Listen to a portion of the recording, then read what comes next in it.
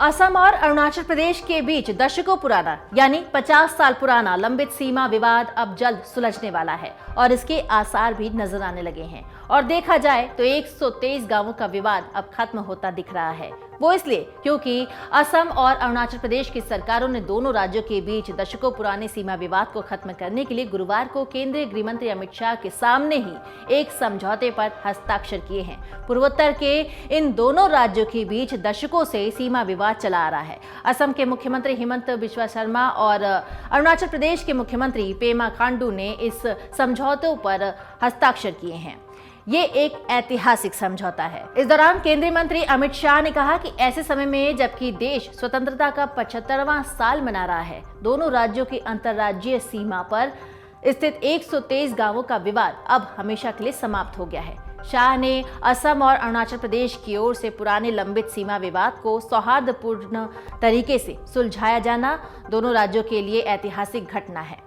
शाह ने आशा जताई है कि 1972 से जारी इस पुराने सीमा विवाद की समाप्ति पूर्वोत्तर राज्यों में सर्वांगीण विकास और शांति लेकर आएगी। केंद्रीय मंत्री अमित शाह ने कहा कि ये पूरे पूर्वोत्तर क्षेत्र के लिए बड़ा क्षण है, जो 2014 में नरेंद्र मोदी नीति सरकार के सत्ता में आने के बाद से सर्वांगीण विकास देख रहा है। गृहमंत्री ने कहा कि मोदी सक्रिय रूप से भाषाओं, साहित्य और पूर्वोत्तर की संस्कृति को बढ़ावा दे रहे हैं और हाल ही में रिकॉर्ड कायम करने वाली बिहू नृत्य की प्रस्तुति इसका ज्वलंत उदाहरण है।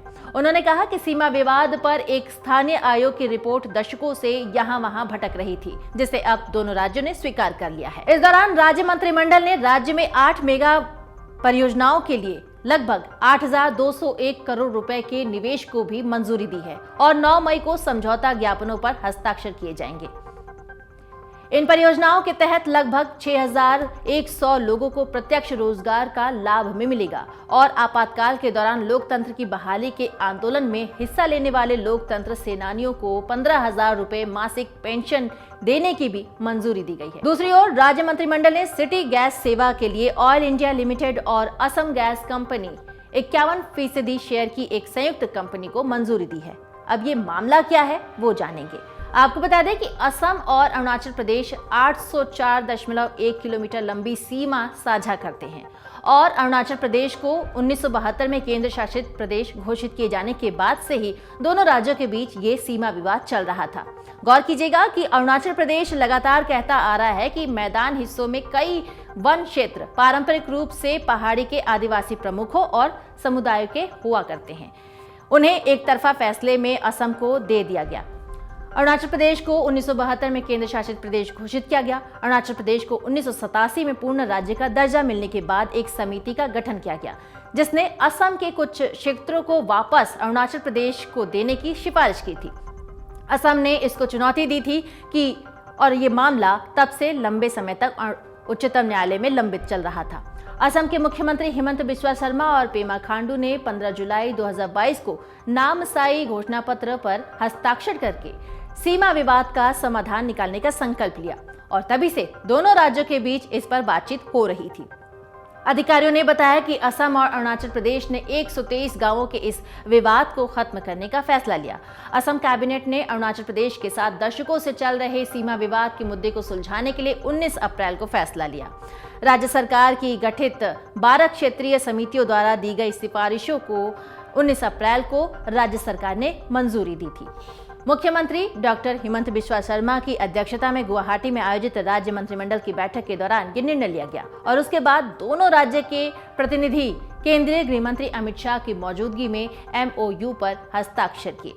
असम के मुख्यमंत्री हिमंत बिस्वा शर्मा ने समझौते पर हस्ताक्षर को ऐतिहासिक बताया और कहा कि ये शांति और समृद्धि लाने वाला बनेगा। उन्होंने कहा कि 51 साल बाद भारत का सबसे पुराना अंतर्राज्यीय सीमा अपने नतीजे पर पहुंच गया है और ये प्रधानमंत्री के आशीर्वाद, केंद्रीय गृह मंत्री के दिशा निर्देश और अरुणाचल प्रदेश के मुख्यमंत्री के अथक सहयोग से संभव हुआ है।